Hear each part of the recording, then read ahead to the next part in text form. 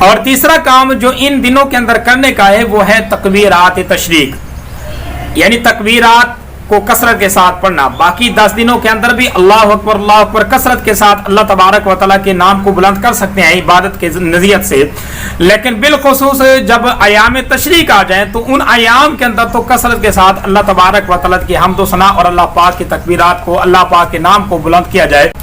امام بخاری نے ایام تشریق کی فضیلت پر ایک باب باندھا ہے، اور اس میں حضرت ابو ہریرہ اور حضرت ابن عمر رضی اللہ تعالیٰ عنہ کا ایک اثر لے کر آئے ہیں کہ حضرت ابن عمر رضی اللہ تعالیٰ عنہ اور حضرت ابو ہریرہ رضی اللہ تعالیٰ عنہ، یہ دو صحابی ایسے ہیں جن کا معمول تھا جیسے ہی یہ 10 دن آتے، ان 10 دنوں کے اندر وہ بازاروں میں تکبیرات کو بلند فرماتے، لوگ بھی آپ کے ساتھ تکبیرات کو بلند کرتے، یعنی کثرت کے ساتھ وہ ان دنوں کے اندر اللہ پاک کے نام کو بلند کرتے۔ اور اسی طرح حضرت امام باقر رضی اللہ تعالیٰ عنہ کے بارے میں بھی ایک روایت آتی ہے، یعنی یہ اثر آتا ہے کہ وہ بھی ہر نفل نماز کے بعد، ہر نماز کے بعد، ہر سنت کے بعد اللہ پاک کے نام کو بلند کرتے، یعنی تکبیرات کثرت کے ساتھ پڑھتے رہتے۔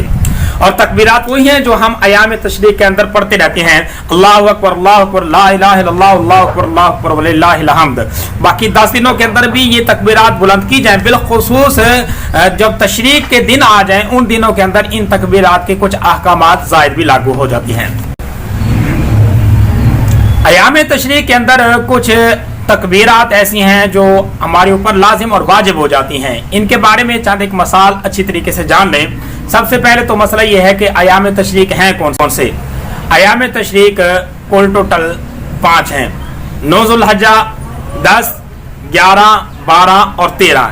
یہ 5 جو ایام ہیں ان ایام کو ایام تشریق کہا جاتا ہے۔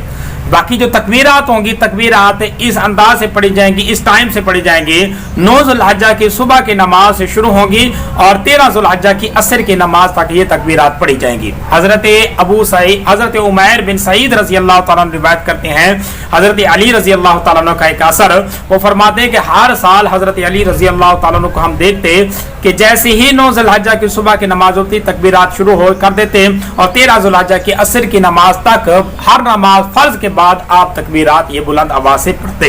تو اس سے ثابت ہو گیا کہ انہی دنوں کے اندر اور انہی نمازوں کے بعد یہ تکبیرات پڑھی جائیں گی اور تکبیرات کہی جائیں گی۔ باقی تکبیرات کے وجوب کے کچھ شرائط علماء نے بیان کی ہیں، وہ 4 شرطیں ہیں جو ان کے وجوب کے وہ 4 شرطیں ہیں جو تکبیرات کے وجوب کے لیے ضروری ہیں۔ نمبر 1، نماز فرض ہو اور فرض بھی عین ہو۔ نمبر 2، فرض نماز کو بھی جماعت کے ساتھ ادا کیا جا رہا ہو۔ نمبر 3، نماز کے سلام کے بعد یہ تکبیرات متصل پڑھی جائیں۔ اور نمبر 4، نمازی انسان مسافر نہ ہو، مقیم ہو۔ ان 4 شرطوں کے ساتھ اگر کوئی شخص نماز ادا کر رہا ہے تو نماز کے فوراً بعد اس کے اوپر یہ تکبیرات ایک مرتبہ پڑھنا واجب ہو جائیں گی۔ اور اگر ان شرطوں میں سے کوئی شرط ساقط ہوگی تو وجوب بھی ساقط ہو جائے گا۔ جیسے کہ مثال کے طور پر کوئی شخص فرض نماز نہیں پڑھ رہا، باقی نماز پڑھ رہا ہے، تو اس کے بعد بھی تکبیرات پڑھ سکتا ہے، لیکن ایسا بعد میں پڑھے گا اس کے اوپر واجب بھی نہیں ہوگی۔ اگر جماعت کے ساتھ نہیں پڑھ رہا تو بھی پڑھ سکتا ہے، لیکن وہ واجب نہیں ہوں گی، سنت ہوں گی۔